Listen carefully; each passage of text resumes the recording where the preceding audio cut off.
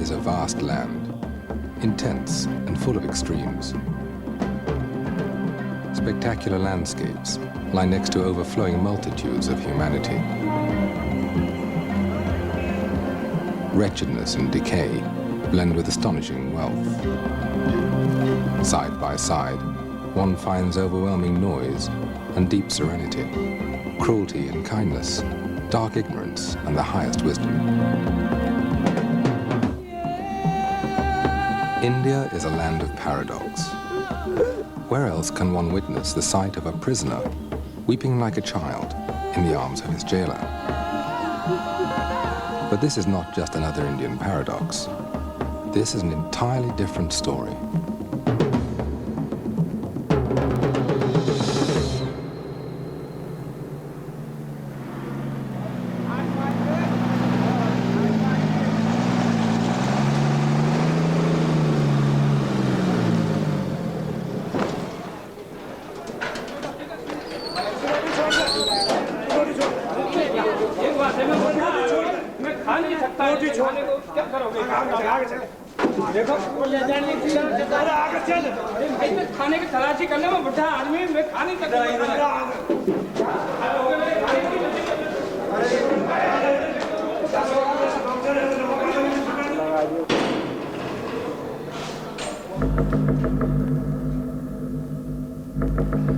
I came to Tihar in 1988.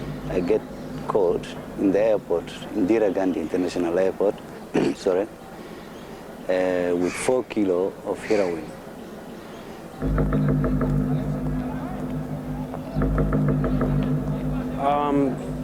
Put here on NDPS charge for allegedly possession of some charas.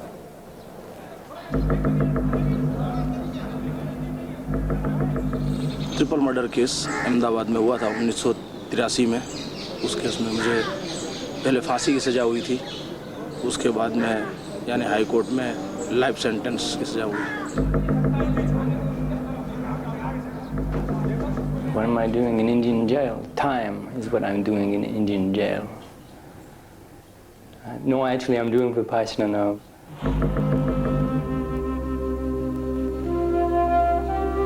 We are all prisoners, undergoing a life sentence, imprisoned by our own minds. We're all seeking parole, being hostages of our anger, fear, desire. Is there anyone who doesn't crave at one point or another to take something that is not his? Is there anyone who doesn't wish, at least once, to hurt the one who hurts him? It is a thin line that separates us from these people who stare at us from inside this cage. The same things that do not go beyond the threshold of our thoughts have crossed, in their case, the threshold of action. But still, we are alike. Inside our heads, we're all potential criminals.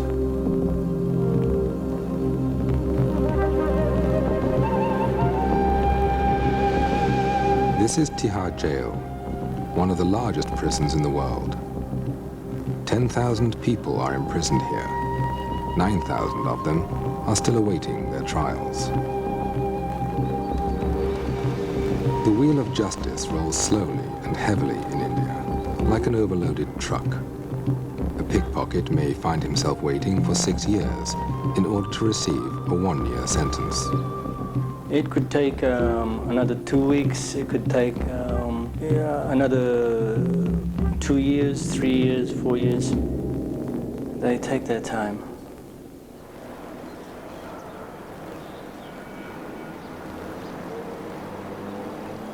Located in suburban New Delhi, Tihar is India's best-known high-security prison. Due to its large population, it is divided into 4 separate jails. For decades, Tihar was notorious for its inhuman conditions. It was branded a veritable hell.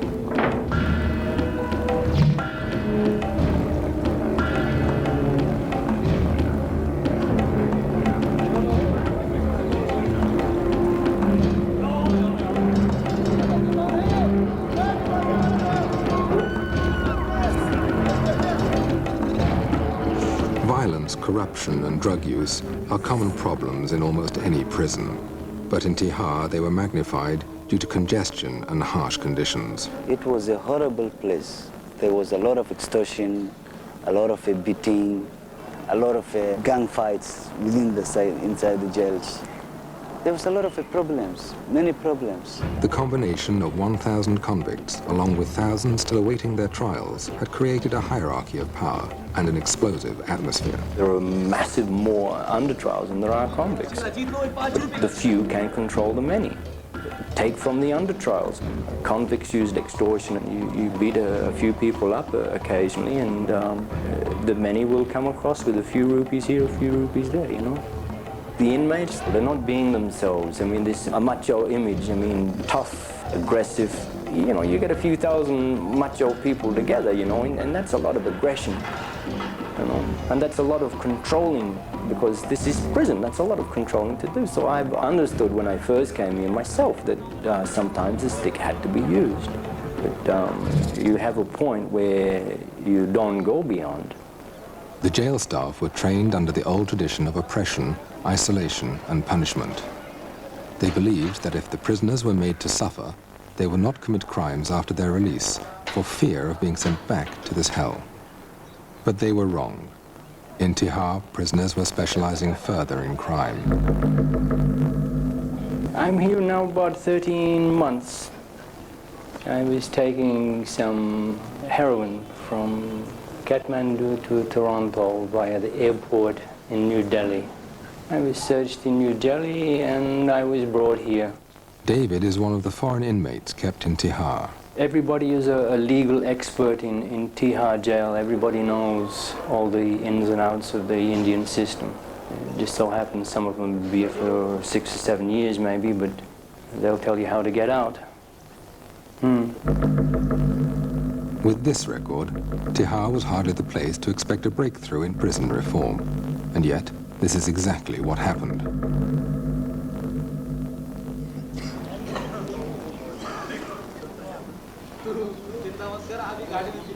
In May 1993, a new Inspector General of Prisons was posted.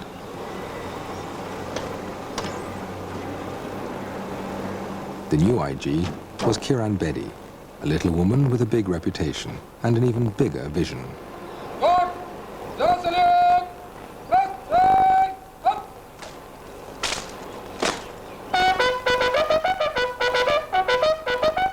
As India's first woman police officer, Bedi has always attracted controversy, using unconventional methods to achieve high goals. Thank you. You can disperse. To me, she's a magnificent woman. She's got integrity, she's got very high morals, and she certainly has ambition. She's been everything from a tennis star to a notorious policewoman who used to tow away dignitaries' cars from towaway areas. That's where they called her Crane Betty. I vividly remember the day when she was to join. We have a meeting for 1.5 hours, and that meeting she only made us clear there is a very thin thread between us as officers and those inside. We have also made blunders in our life, but thank God we are not inside. Unfortunately, they are. Right from the start, Betty told her staff that she intended to turn Tihar prison into a place for personal development, an ashram. I started to share with them my vision of a prison. I held my meetings, first of all told them that you're going to work as a team, work as a family. Asking them, are they aware of what their whole job priority is? What are they meant for? Are they here as watchmen or are they here for a larger job? Ever since she took office, she did a lot of a transformation. She's a person who solves problems.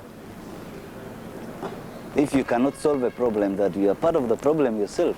We kept using a lot of love and care, actually giving them love and care. I allowed them books, canteen facilities, better medical care, clothing, radio, outside visitors. Before we were regarded here as, I don't know really what to, it's beyond description of the words. She showed us that we are human beings. And therefore, we deserve to be treated as human beings. I've talked to them, I've shared with them, I've read with them, I've laughed with them, I've sung with them, I've even danced with them. Is to make them feel as normal as they should be feeling. Why? Because after all, when they're going out, they have to go into normal society. So how can I keep them bottled up here and expect them to be normal when they're going out? I must release them as normal human beings, and if possible, even better human beings. This is a general feeling that those who have done some crime, they should be punished. This is fine, they should be punished. But after punishment, what? They will not live in jail all through their life. They will come out in the society, and if they are not reformed, they will commit more crimes. The atmosphere in Tihar had improved, but Betty knew that all material solutions are always partial solutions. She was seeking a deeper change. Human mind needs its own food. Human mind needs positivity. Human mind needs some higher thinking. So this was all I knew, because that's what my mind needs. Many of them did not know the way to change. They are ready to change. They said, we want to change, but how? They have no skills to handle their problems. How do I give them skills to handle themselves? What do I do? I was absolutely like a fish out of water. Where do I go for a magic? Who will come to this prison to counsel? Who will provide the psychological food? I was just looking for an answer. And I got an answer. The answer came, unexpectedly, from inside the prison. One morning, Betty was doing her daily rounds. A young jail officer approached her and told her of an age-old teaching called Vipassana. I was walking the prison and one officer, Rajendra Kumar, came to me.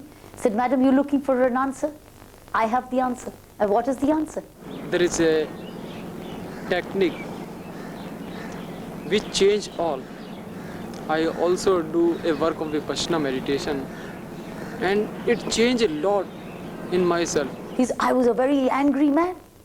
I would be horrible as a person, but I went for Vipassana and I'm a different person. Madam, if you don't believe me, ask my family, ask my colleagues. If you introduce this course in jail, so it will help all the inmates. They will get rid of their sufferings. Then she immediately told me, "You give me address." So he gave me the address of Mr. Ram Singh. I wrote a letter to Mr. Ram Singh saying, "Could I have you visit my prison?" Exactly still not knowing what Vipassana stands for. What Kiran Bedi also did not know was that this technique had previously been tried in Indian prisons.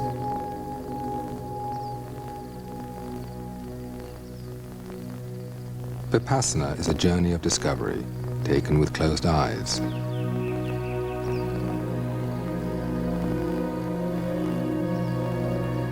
The goal is not simply to satisfy the traveler's curiosity, but to get transformed by the journey and start living a better life.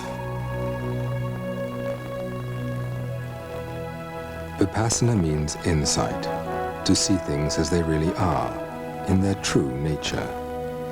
It is an ancient meditation technique discovered 25 centuries ago in India by a man named Siddhartha Gautama, known as the Buddha. The records from the Buddha's time tell remarkable stories of serial killers changed into saints and of cruel tyrants who became model rulers by practicing this technique. With the passing of time, civilizations rose and fell, but Vipassana was carefully preserved and passed on from generation to generation in South Asia.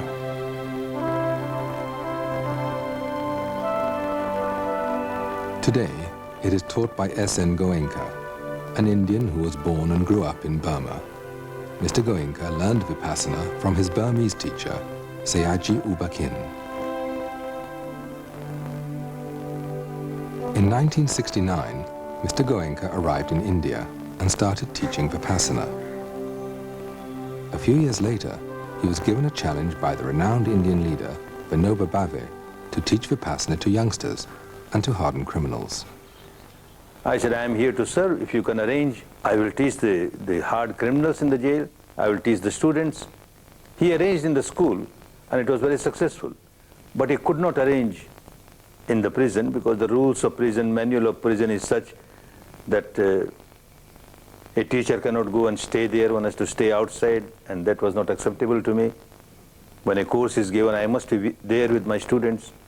It could not materialize. But later on, the Rajasthan government was good enough to relax their rules, and first course was given there in the Jaipur jail. In 1975, in Jaipur, prisoners learned Vipassana for the first time. Mr. Goenka insisted again on some conditions, and the prison authorities were trying hard to meet his demands. Before the course started, some people were brought in chains and ankle chains.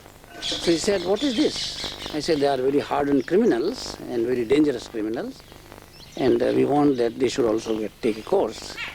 But he said, why have you put the chains on them? Because they are dangerous. He said, no, I can't give Dhamma to the people while they are in chains. So they have to be removed. And the IG and the superintendent of jail, they didn't agree. Because the IG said that there is a great possibility that one of them or few of them will get up and strangle Mr. Goenka or you as Home Secretary, and they will get a big name. Because they are in any case dying, they will be hanged or they will have serious punishment. So we took little risk, and it was decided that they will put a guard close by, and if anybody got up menacingly towards us, he should be shot.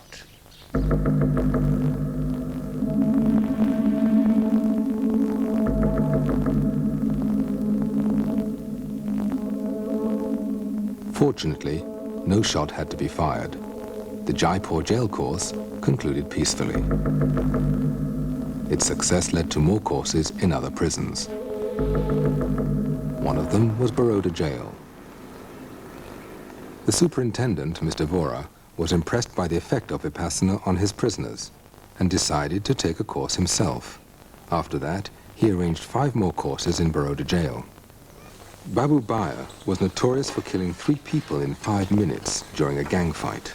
और जो मेरी खिलाफ party थी, जिनके लिए मुझे नफरत थी, बदले की भावना थी, विपස්සना साधना से इतना परिवर्तन आया कि उनके लिए मुझे एक तरह की हमदर्दी जागी, अपने किए पे पछतावा हुआ. After taking a course, he contacted the family of his victims, seeking forgiveness.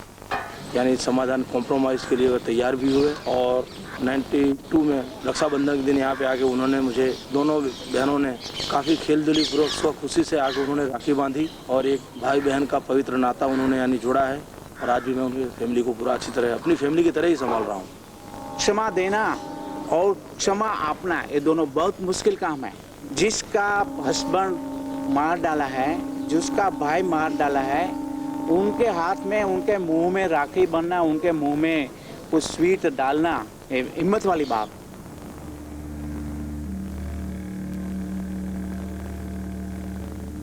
A Vipassana course is 10 days long. Students live in complete silence, meditating from early morning till night. For 10 days, they follow a basic code of moral conduct. They abstain from killing, stealing, lying, sexual activity, and the use of intoxicants. Without a base of morality, the mind will remain too agitated to investigate the reality within. Any physical or vocal action which is unwholesome, which goes against morality, which is immoral, starts with a impure mind, a negative mind. So you kill somebody, you can't kill somebody without generating tremendous amount of anger or hatred in you. You steal something, you can't steal something without generating tremendous amount of craving or greed. And every time one generates negativity in the mind, one becomes miserable. When you do something wrong, you instantly punished. Why? Because you're now guilty. You've told a lie and you're telling 100 lies to justify one lie. You've stolen, now you're suspicious that you might be caught. The very fact that you are under the agony of getting caught is the pain you're getting out of the law of nature.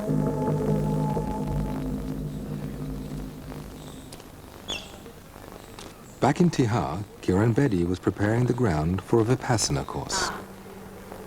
She said that if a course could be organized, I say, why not? We can do this. So there also the similar difficulties came. I said, first condition is that some of the jail senior people should attend the course first, then only we'll agree. Unless the keepers of the prisoners change, prisoners will not change.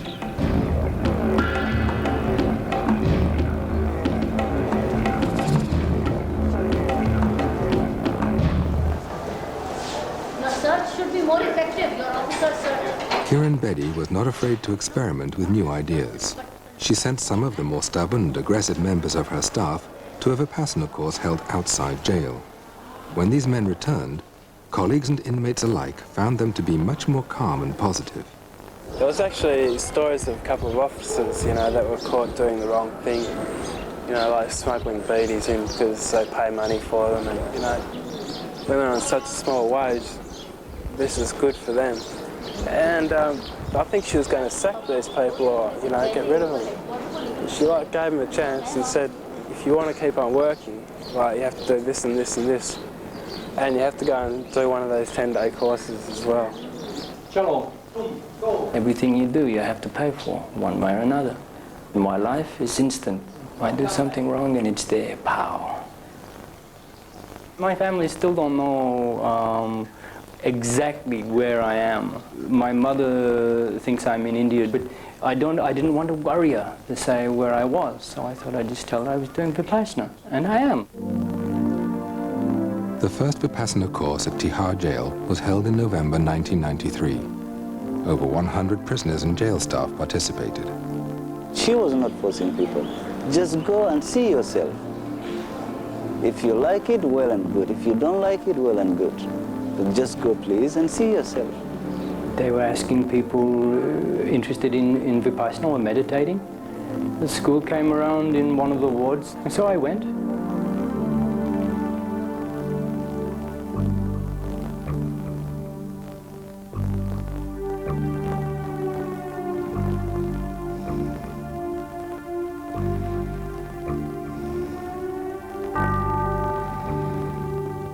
At first, all one is asked to do is to focus on one's own natural breath, to feel it coming in and out of the nostrils, and to maintain this awareness for as long as possible.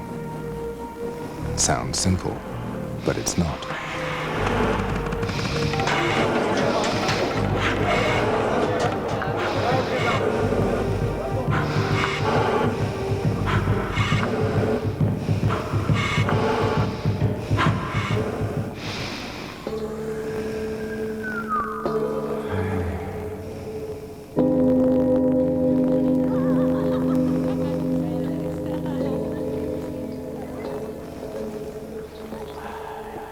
It's something which you can't avoid. You can concentrate for so long, and after a while you don't realise it, but your mind wanders. And it's after a while you say, hey, you're supposed to be back here, concentrating, and so you come back to it. Then you find yourself, you're off wandering again, thinking about something which you're doing back home, and then hang on, you're supposed to be back on the meditation. When one sits down to be still, an endless stream of thoughts wells up in the mind. Memories, hopes, fears start flooding in.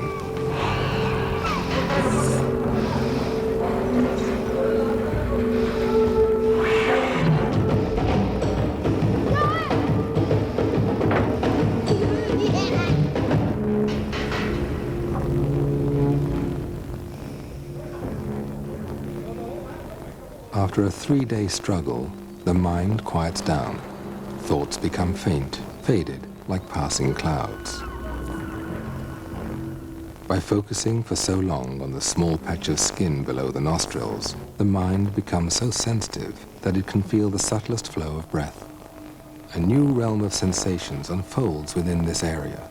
Itching, tingling, heat, pressure, natural physical sensations, never before experienced so vividly.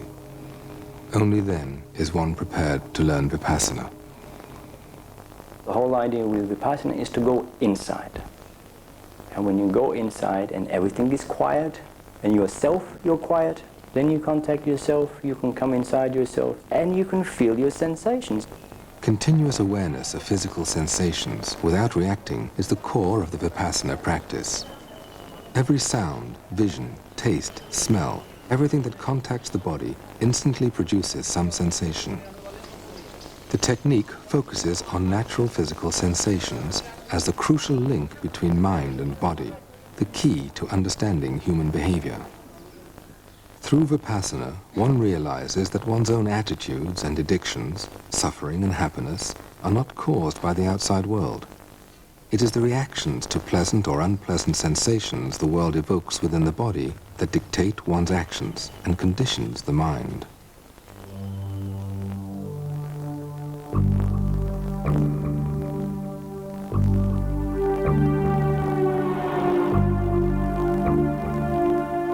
On the fourth day of the course, Vipassana is taught. Students learn how to observe objectively all the sensations in their bodies, whatever they may be, without reacting to them. They watch emotions come and go. They watch pain come and go. They watch pleasure come and go. And they realize, not intellectually, but through their own experience, that nothing is permanent. Hatred, passion, greed are not abstract anymore. By watching the physical sensations accompanying these emotions, and by understanding their impermanent nature, one can actually start changing the habit of blind reaction. Between the two poles of expression and suppression lies a third option, mere observation.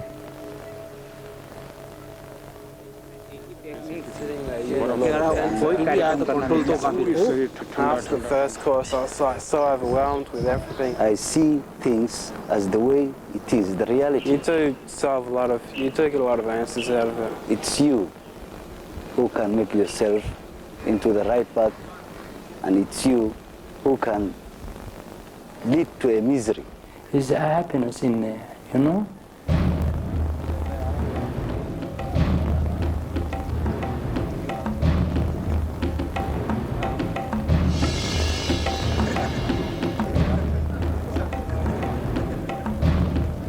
After the course, it was no looking back. Even for us, it was saying, hey, thank God we found a remedy. We found an alternative. We found a way to take them to. Then there was no looking back. The first Vipassana course in Tihar jail was followed by 5 more, and Kiran Bedi was once again thinking ahead. We became greedier. We were impatient. Why only 50, 60 when I have 10,000 people with me? So why can't we reach at least a large percentage of a massive course rather than going into small trickles to have a massive impact? They said, would you be able to arrange a course of over 1,000? I said, yes, immediately. Are you sure? I said, yes. It was one of the most ambitious projects in the history of Indian prisons. It was also the largest Vipassana course conducted in modern times. In just a few weeks, a special area was prepared inside the prison. Accommodating in one place 1,000 inmates, as well as Mr. Goenka and his assistants, was a tremendous undertaking.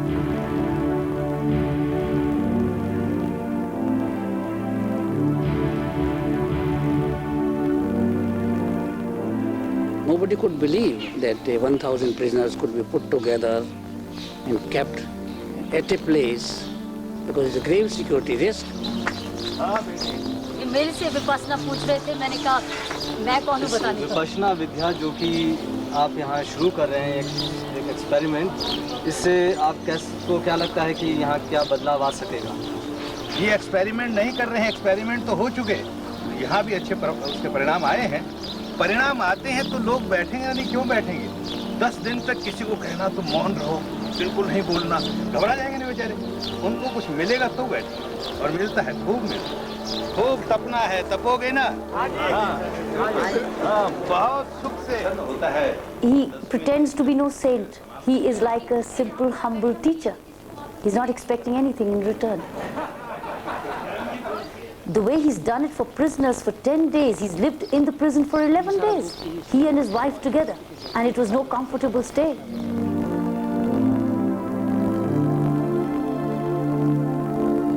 "1,000 prisoners gathered in the huge tent on the evening of April 4th. They reflected the wide range of human experience. Hindus, Muslims, Christians, Sikhs, from different nations and social backgrounds.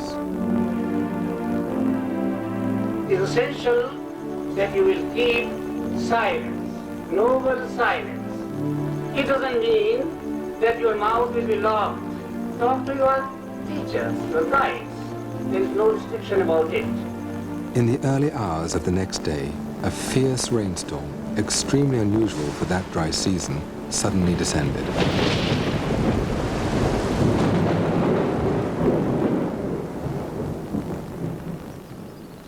The tent collapsed. All the rugs and meditation cushions were completely soaked. An emergency meeting was called at 3:30 a.m. to consider cancelling the course. Instead, measures were quickly put into action, allowing it to continue.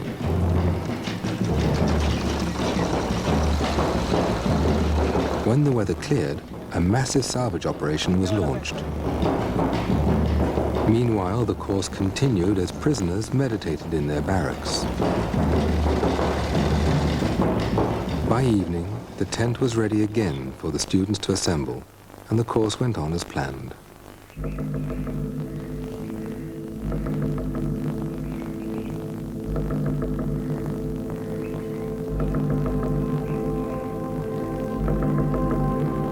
Nine days later, it was apparent that something unique had been accomplished. It actually changed people. It made my prisoners weep. It made them cry. They had realized what life actually could be. They had looked within, and within themselves they had seen the feeling of revenge. They had seen anger. They saw the disrespect and hurt they had caused to parents and society, and they wept, and they wanted to be different. I felt guilty that I did a wrong thing. I have done a wrong thing. And what I have done, it's something which I can come out of it and correct it. That realization was the greatest magic. That's exactly what I was looking for. How do I realize them, make them realize they've actually hurt society? They're just all the time saying, we're innocent, we're innocent. We never hurt society, society hurt us. How do I convince them that you did hurt society at some stage of your life? Therefore, law of nature has had its course, you're getting it today. So they learned it in Vipassana. I didn't have to say anything. They went up on the mic and said, we hurt society, but we seek forgiveness. That was the greatest magic. When the course ended, 1,200 participants and international guests witnessed the inauguration of the first Vipassana center to be established in a prison. Within 3 weeks, it began to offer Vipassana courses twice a month.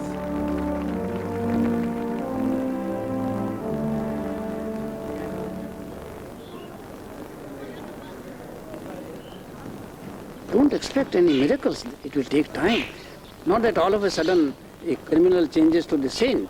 The beginning of change is there. And again, the environment in the jail is so bad that even if one course, it doesn't change the whole environment. So unless the environment is changed, other steps are taken, facilities given for their regular practice, then real change will occur. Vipassana courses are alike everywhere in the world. The same rules, same timetable, same instructions. The workers who serve the students during a course are volunteers who have already taken a course themselves.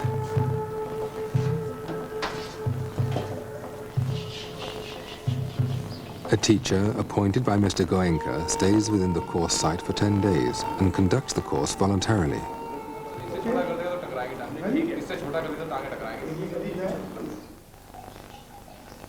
Nothing is by accident, you know. I come, I'm caught, I'm here, all for a reason. I don't have to be caught going to Canada. I could have gone to Canada and then gone back and my life this. It's all for a reason. After taking a few Vipassana courses, David asked to be transferred to the Vipassana ward and work there as a volunteer. When I first came, I thought, why is Vipassana here? Of course, when I say that, it answers itself, because this is where it's needed most. This is history in the making, you know. This is the first chance where Vipassana, where this is being used in a prison system to possibly reform people. And if this does show results, then this could reform the whole prison system and the entire planet. And it happens here. If I scratch his belly, he should attack me. There you go. You attack that? See, all I can really do is to try to set an example for other people. In doing this, then maybe they will try a little bit harder for themselves. David, the one-day course is on this date, no? We have 4 one-day courses. Yeah. Your 26th morning is jail 4. And 27th morning, I'm bringing jail 1, 2, and 3 together. So tell him we would need him at both the 9 o'clocks. Please tell the teacher. I cannot do anything Vipassana-wise for anybody. They have to do it themselves. The bottom line is you can't help somebody unless they want to be helped. And the Vipassana, if you can get through to them, is for themselves to get inside themselves to help. Twice a month, prisoners from different sections of Tihar arrive at the Vipassana ward to take a course. Some of them have done this a number of times. Each time they follow the same program. What differs is the personal experience. I call them bhikkhus when they come here, which is the monk, because this is in effect what they are. For 10 days they become a monk. A lot of people are under the impression this 10 days they come over here is so easy. It's not. You have to work. There's no sort of lazy way out of it. And actually going on the course sort of forces you to work. It's like being thrown into a swimming pool. You know, you have to swim then. It's not a matter of saying, yeah, I will learn to swim, I will learn to swim. It's when they throw you in the pool, that's when you have to swim. So when you go to this course, you have to do the 10 days. Next to the silent bubble of the course, on the other side of the wall, prison life flows along.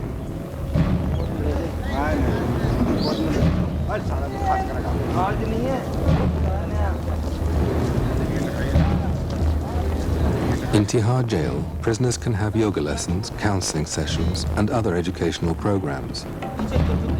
But a Vipassana course is quite different from these activities, and prisoners are not always aware of this fact. We're in jail, and jail have jail rules. This is Vipassana, Vipassana has Vipassana rules. And it happens to be that Vipassana rules are more strict than what the jail is. Some of them understand, some of them don't understand. You see, in jail they have the rules, but their game is to bend the rules as much as they can do, or change as much as they can to take control themselves. And they bring that same attitude in here. You still bathing, boy? And I say, no, this is not jail. That's jail. You want to go back to jail, you can go back to jail, but this is Vipassana. We do have a little bit of people who become jealous, maybe envious, because here people seem to get a little bit more than what other people do. They don't realize that the guys who come here are putting more into themselves. If somebody has had some sort of experience or self-discipline, then they seem to be falling into it much easier. Let's understand that 10 days is the basic, you know. I mean, this is the least amount of time necessary to get some sort of a spark to the candle. And sometimes that spark doesn't ignite. Maybe you need another spark. But after a couple, the light starts to flicker, it grows, and then the candle is lit. Change does not come easy way. Change takes a time. And as I told you earlier, that this revenge which I had, and anger, quick temper, is still subsiding. I'm not telling you exactly it went off completely one time, bam, I did a Vipassana, I sit down and it just went out like that. It's still subsiding, subsiding.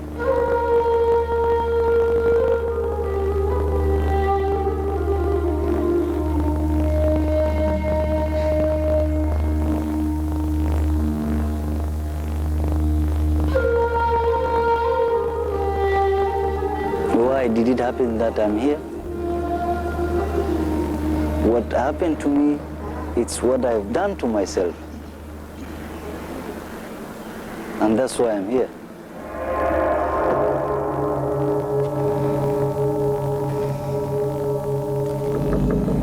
I don't trust people as I used to do. Sometimes I meet them and they treat me not good. And I think if I have a vote, I would just pull the pin and let the whole thing explode, that's it, and start all over again. Vipassana He keeps trying to bring me back away from this distrustful people.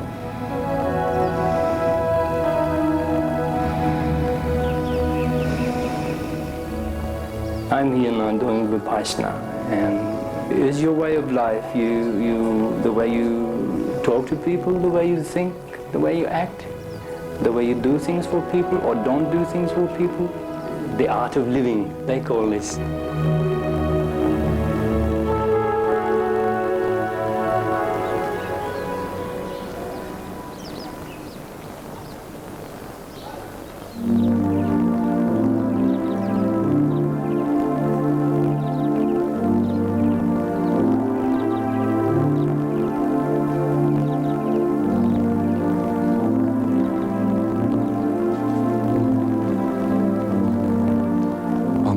Of the 10th day, silence ends.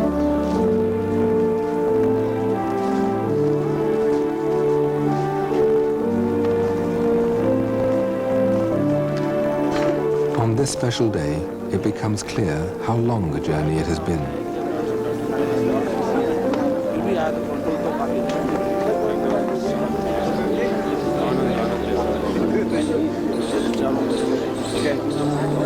Students make the transition back to a more extroverted way of life. For the first time in 10 days, they can actually talk and share experiences.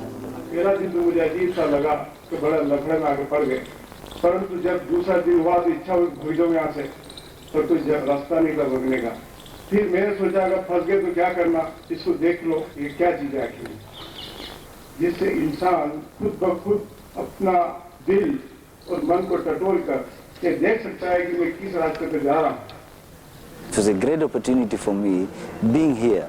Before I used to regret. Now I'm not regretting it. There is no any regret within me. That yes, it happened and I did this mistake. So right now I look in future ahead. Actually, I come from a very orthodox Muslim family, and my parents, when they used to pray, and I was a very curious child. That you are praying and this person whom you are begging always, where is he? Is he upstairs? Nobody see him, and why can't he listen to prayers? Why is he prejudiced? I was looking for something which have a universal appeal, something which doesn't condemn other religions, saying that this religion is bad, this ours is good. Actually, I found what I was looking for. For all these years, the thing which has been bugging me, I found the answer here. Before I used to feel a lot of self-pity about being inside jail, you know, I think, why should this have happened to me, all this sort of thing. Having the Vipassana course, it's like, I'm grateful that it was there, you know, I'm almost grateful for coming to jail, to actually go there and, you know, have the opportunity to do it. You know, I often think to myself, when I get home, you know, I've got my own bedroom, I can meditate there, I can make it a regular part of my life. But, you know, old habits die hard, and it's very easy just to fall back into the old pattern of lifestyle. So, before I leave here, like, I don't know when that could be, you know, there could be a chance next month or middle or the end of next year, but actually what I'd really like to do is go to a course, complete the course, and then, like, the very next day to be able to walk out of jail. I'd go out in a very good frame of mind, not a bad frame of mind which this place can create. You know, just coming to Tihar, it's a lesson in life I'll never forget. You know, in a way it's a great experience, but it's just gone on for too long now. You know, I'd really like it to finish and so I can go home.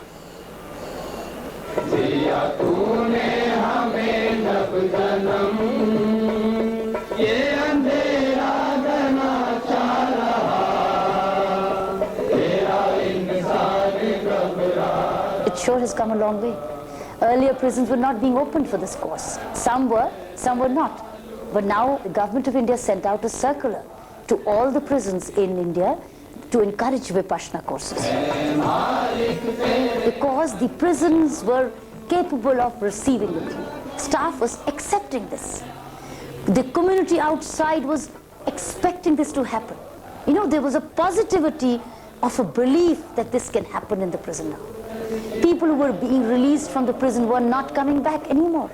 Outside, people had started to see the change in their thinking and behavior. So there's been no looking back.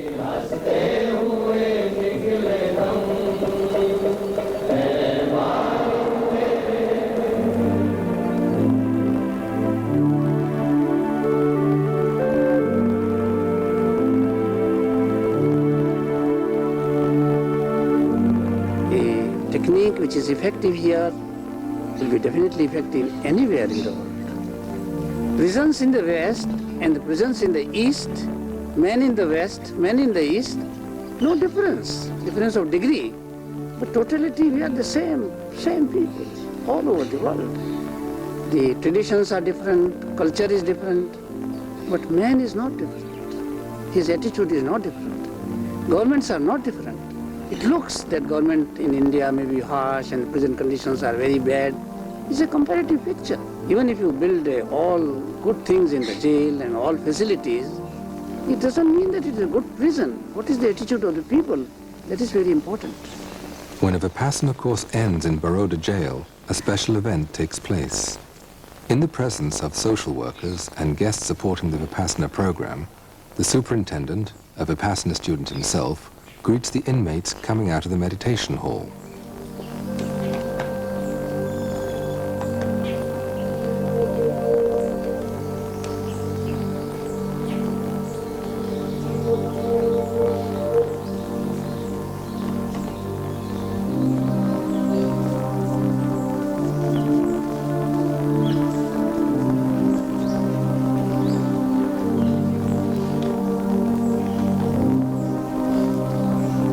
In this country, physical contact between people from such different backgrounds is unthinkable. But on this day, barriers are broken.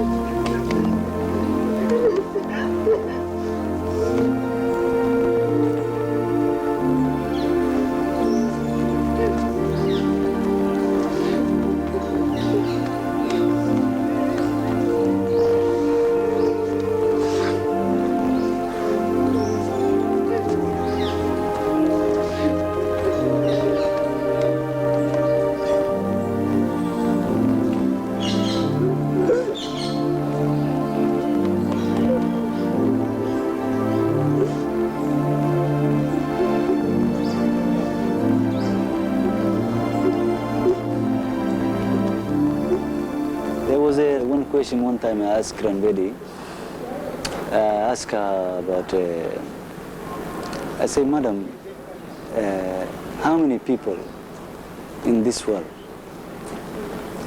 you think that they are just here in this world. They believe they are here in this world just to do good. What's the percentage? She looked at me and there was maybe 20, 30 people sitting there. She said, you are the percentage. It's you, people. It's you who can make it, this world, a better place.